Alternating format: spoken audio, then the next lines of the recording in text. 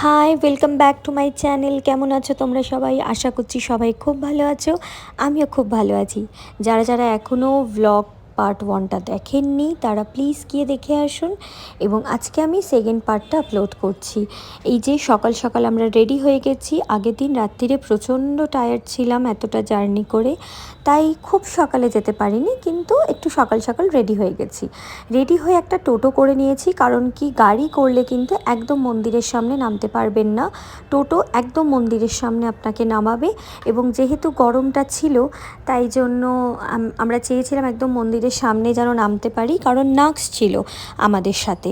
এই যে আমরা চলে এসেছি সন্দীপানি আশ্রমের ভিতরে, যেখানে 64 কলার যে শিক্ষা, সেই শিক্ষা সম্বন্ধে প্রত্যেকটা ছবিতে ভালো করে দেওয়া আছে।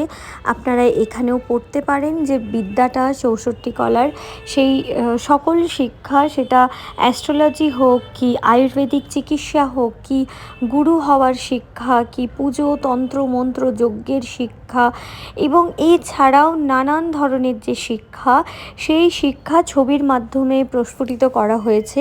মানে অসাধারণ ছবি আঁকা হয়েছে। এই আঁকাগুলোকে দেখলে সত্যিই মনে হচ্ছে না যে একদম জীবন্ত, একদম প্রাণ আছে এরকম একটা ছবিগুলো দেখে মনে হচ্ছে। আপনারাও দেখুন, আপনাদের ভীষণ ভালো লাগবে। কিন্তু বারে বারে বলবো, সামনে থেকে দেখার যে আনন্দ, অবশ্যই সেটা ভিডিওর মাধ্যমে এতটা বোঝা যায় না। তাই যখনই উজ্জয়ন যাবেন অবশ্যই সন্দীপানি আশ্রম একবার অবশ্যই যাবেন, এবং নিজের সন্তানদেরও এই জায়গাগুলো দেখানোটা ভীষণ জরুরি আজকের যুগে দাঁড়িয়ে, যেখানে নাকি আমরা আমাদের অস্তিত্বগুলোকে হারিয়ে ফেলছি।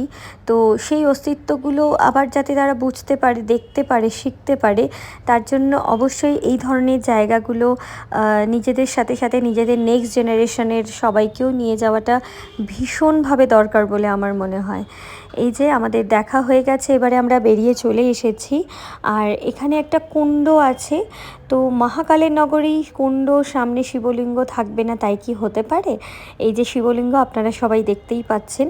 এবং তার কিছুক্ষণ পরেই আমাকে নাক্স বলল, মা দেখো ওখানে টার্টেল আছে। তো এই দেখছিলাম আর কি। তো ও তো ফার্স্ট টাইম দেখছে। এই যে আরেকজনকে আপনারা জলে দেখতে পাবেন, তো ফার্স্ট টাইম এতটা সামনে থেকে দেখছে। ও ভীষণ এক্সাইটেড হয়ে গেছিলো, আমারও ভীষণ ভালো লাগছিল। এরপরেই এই সন্দীপানি আশ্রমের ভিতরেই অনেকগুলো মন্দির আছে, এই যে দেখতেই পাচ্ছেন গিরিরাজজি আমাদের। তো তার দর্শন করে আমরা বেরিয়ে পড়লাম। এবারে চলে এসেছি মঙ্গলনাথ টেম্পেলে। মঙ্গলনাথ টেম্পল সবাই আপনারা জানেন কিসের জন্য বিখ্যাত। মঙ্গল দেবতার আরাধনার জন্য এখানে প্ল্যানেট মার্সের সমস্ত কিছু নিবারণও করা হয়, এবং আপনারা নর্মালিও পুজো দিতে পারেন, দর্শন করতে পারেন। তো এখানে নানান ধরনের যারা মাঙ্গলিক থাকে তাদের যে মাঙ্গলিকের পুজো, এবং মঙ্গল উইক থাকলে যে পুজো, সেই পুজোগুলোও করা হয়ে থাকে। এবারে আমরা টোটো করে আরও কয়েকটা জায়গা দেখে নেব। আমার কিন্তু সত্যি সত্যি প্রত্যেকটার নাম মনে নেই, কিন্তু আপনারা কেউ এটারনিটি চাইলে আমি অবশ্যই পুরোটা দিয়ে দেবো। আমার কাছে লিস্ট করা আছে, এবং আমি লিস্ট দেখেই সমস্ত জায়গায় ঘুরতে যাই। আমি আগেই ঘর থেকে লিস্ট বানিয়ে নিয়ে যাই। এই যে এত লম্বা লম্বা লাইন দেখতে পাচ্ছেন, এটা হচ্ছে কালভৈরবের লাইন। হ্যাঁ, আমরা উজ্জয়ন গেছি আর কাল ভৈরবের দর্শন করব না, এটা হতেই পারে না।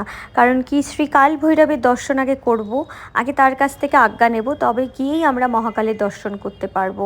এটাই কিন্তু নিয়ম। অনেকেই হয়তো এটা জানেন, আবার অনেকেই জানেন না যে আগে বাবা কাল ভৈরবের দর্শন করতে হয়, তারপরেই আপনারা মহাকালের দর্শন করতে পারবেন। রবিবার দিন যাবেন না, আমাদের কিছু করার ছিল না, তাই রবিবার আমাদের যেতে হয়েছিল। নেক্সট ডে আমাদের অন্য প্রোগ্রাম ছিল, তাই জন্য এতটা ভিড় দেখতে পাচ্ছেন।